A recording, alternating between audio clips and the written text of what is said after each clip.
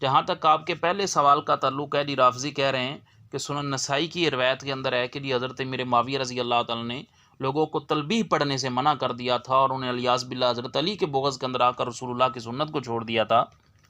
یہ میرے پاس اس وقت سنن نسائی موجود ہے اور حدیث نمبر ہے 3009۔ اس روایت کے اندر کہیں بھی کوئی ایسا صریح لفظ موجود نہیں ہے کہ جس کے اندر وضاحت موجود ہو کہ حضرت امیر معاویہ رضی اللہ نے لوگوں کو تلبیح پڑھنے سے منع کیا تھا۔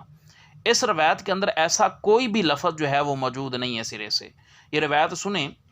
امام ترمذی رحمۃ اللہ علیہ اپنے استاذ امام احمد بن عثمان بن حکیم سے نقل کرتے ہیں کہ انہوں نے بیان کیا کہ حدثنا خالد بن مخلد قال حدثنا علی بن صالح عن میسرۃ بن حبیب عن المنہال بن عمرو عن سعید بن جبیر قال كنت مع ابن عباس رضی اللہ تعالی عنہما بعرفات فقال ما لي لا اسمع الناس يلبون قلت يخافون من معاویہ فخرج ابن عباس رضی اللہ تعالی عنہما من فسطاطه فقال لبیک اللہم لبیک فانہم قد ترکوا السنة من بغض علی کہ سعید بن جبیر رحمہ اللہ بیان کرتے ہیں کہ ایک دفعہ میں سین ابن عباس رضی اللہ تعالی عنہما کے ساتھ عرفات کے مقام پر موجود تھا، تو حضرت ابن عباس رضی اللہ تعالیٰ عنہما نے ارشاد فرمایا کہ کیا وجہ ہے کہ میں لوگوں کو تلبیح کہتے ہوئے نہیں سن رہا؟ تو کہتے ہیں کہ جی میں نے عرض کیا کہ یخافون من معاویہ تھا کہ وہ لوگ حضرت امیر معاویہ رضی اللہ تعالیٰ عنہ سے خوف زدہ ہیں۔ فخرج ابن عباس رضی اللہ تعالیٰ عنہما من فسطاطی، تو حضرت ابن عباس رضی اللہ تعالیٰ عنہ اپنے خیمے سے باہر نکلے اور انہوں نے لبیک اللہم لبیک کہنا شروع کر دیا۔ فَإِنَّهُمْ قَدْ تَرَكُوا السُّنَّةَ مِن بُغْضِ عَلِيٍّ، آخر میں راوی حدیث یہ کہہ رہے ہیں کہ فَإِنَّهُمْ قَدْ تَرَكُوا السُّنَّةَ مِن بُغْضِ عَلِيٍّ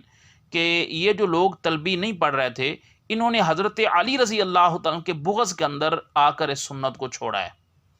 اب دیکھیں اس حدیث مبارکہ میں دو الفاظ ہیں، ایک تو یہ کہ جی یخافون من معاویہ، ایک یہ ہے کہ یہ لوگ حضرت امیر معاویہ رضی اللہ تعالیٰ سے خوف زدہ تھے جو بلند آواز سے تلبیح نہیں پڑھ رہے تھے، یہ حضرت امیر معاویہ سے خوف زدہ تھے۔ پھر اس روایت کے آخر میں یہ بھی راوی وضاحت کر رہے ہیں کہ فَإِنَّهُمْ قَدْ تَرَكُوا السُّنَّةَ مِن بُغْضِ عَلِيٍّ کہ یہ لوگ تلبیح جو بلند آواز سے نہیں پڑھ رہے تھے نا، تو انہوں نے حضرت علی رضی اللہ تعالیٰ کے بغض کے اندر آ کر جو ہے اس سنت کو چھوڑ دیا تھا۔ اس سے معلوم یہ ہوا کہ یہ جو کچھ لوگ بلند آواز سے تلبیح نہیں پڑھ رہے تھے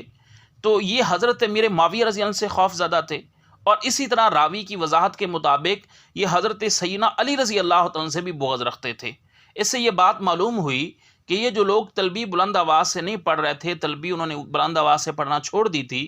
تو ایک تو یہ حضرت علی رضی اللہ عنہ سے بغض رکھتے تھے اور ساتھ سیدنا امیر معاویہ رضی اللہ عنہ سے بھی خوف زدہ تھے۔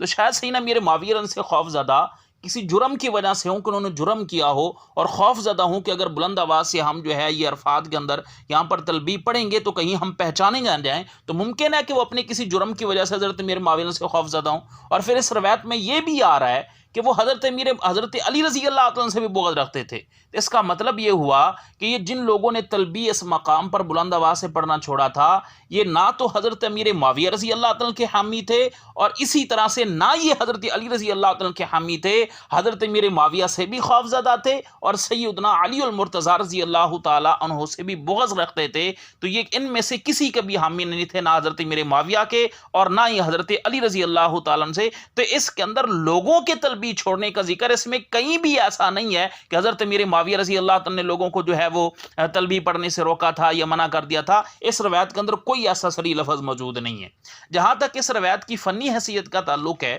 تو یاد رکھیں یہ روایت فنی طور پر بھی درست نہیں ہے، اس کی سند شدید ضعیف ہے۔ اس کی وجہ یہ ہے کہ اس روایت کی سند میں ایک راوی ہیں ابو الہیثم خالد بن مخلد کوفی۔ دراصل میں نے اس روایت کی سندیں دیکھی ہیں، یہ روایت کئی ساری کتابوں میں ہے، سنن نسائی میں ہے، السنن الکبریٰ للنسائی میں ہے، مستدرک علی الصحیحین للحاکم کے اندر پائی جا رہی ہے، صحیح ابن خزیمہ میں ہے اور دیگر کتابوں کے اندر بھی پائی جاتی ہے۔ تو میں نے جہاں تک میرے اختیار میں تھا میں نے تقریباً اس کے تمام طرق کو دیکھا، اس کے تمام طرق کے اندر اس کا ایک ہی راوی ملتا ہے، وہ ہے خالد بن مخلد، ابو الہیثم خالد بن مخلد کوفی قطوانی۔ یہ جو ابو الہیثم خالد بن مخلد ہے یہ اگرچہ فی نفسی ہی ایک راست باز راوی تھا، لیکن ائمہ محدثین نے صراحت یہ کی ہے کہ یہ جو اگرچہ راست باز تھا لیکن یہ شیعہ تھا، بدعتی تھا۔ چنانچہ سوالات ابی عبید کے اندر موجود ہے کہ حضرت امام ابو داود رحمۃ اللہ تعالی علیہ فرماتے ہیں صدوق ولکنہ یتشیع، کہ یہ راوی اگرچہ راس باز تھا لیکن یہ شیعہ تھا۔ اسی طرح احوال الرجال کے اندر حضرت امام ابو اسحاق جوزجانی رحمہ اللہ فرماتے ہیں کان شتامن، یہ منہ پھاڑ تھا۔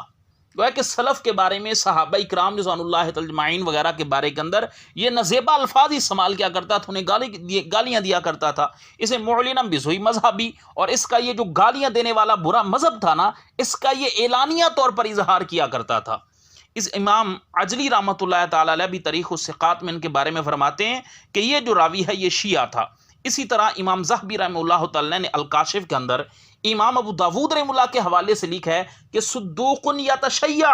کہ یہ جو خالد بن مخلد ہے یہ اگرچہ راس باز تھا لیکن شیعہ تھا۔ وقال احمد وغیرہ، امام احمد وغیرہ یہ بات ارشاد فرماتے ہیں کہ لہو مناکیر، کے سے منکر روایتیں منقول ہیں۔ اسی طرح المغنی کے اندر امام حافظ ذہبی رحمہ اللہ نے نقل کیا کہ امام ابن سعد رحمہ اللہ نے فرمایا کہ منکر الحدیث، یہ خالد بن مخلد جو تھا منکر الحدیث تھا، مفرد التشیعی، یہ شیعت کے اندر بہت زیادہ غلو کرنے والا تھا۔ امام ابن حجر اسقلانی رحمہ اللہ نے بھی تقریب التہذیب کے اندر لکھا ہے صدوق یتشیع، کہ یہ اگرچہ راس باز راضی تھا لیکن یہ شیعہ تھا۔ تو عرض کرنے کا مقصد یہ ہے کہ اس کا روایت کا جو مرکزی راوی ہے خالد بن مخلد، یہ ایک شیعہ راوی تھا، بدعتی راوی تھا۔ تو اس طرح کے معاملات کے اندر بدعتی راویوں کی جو روایت ہوتی ہے اسے قبول نہیں کیا جا سکتا۔ پھر اس روایت کے ضعیف ہونے کی ایک اور دوسری وجہ بھی ہے، وہ یہ ہے کہ اس روایت کی سند کے اندر اضطراب پایا جاتا ہے۔ تو الغرض اس طرح کی جو روایات ہوتی ہیں وہ اس طرح کے معاملات کے اندر خصوصاً جو بدعتی راوی سے منقول ہوں ان روایات کو قبول نہیں کیا جا سکتا، لہٰذا یہ جو روایت ہے یہ سند کے لحاظ سے بھی درست نہیں ہے۔